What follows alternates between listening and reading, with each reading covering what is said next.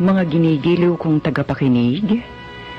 Narito na naman po kami sa pagsasadula ng mga pangyayaring lumikha ng suliranin at bagabag na humitik at naging mahalagang bahagi ng buhay. Mataos naming layo ni magdulot na ikagagaan, kundi man tuluyang ikapapawi ng hapdi at kirot ng pagdurusa o agam-agam. Sa huli, ako po'y mag-uukol ng maikling panukala o kuro-kuro na sana'y makasiya sa may-ari ng salaysay, makaaliw sa marami, at kapulutan ng aral ng ibang ang isip ay hinilam ng nanghinang kalooban at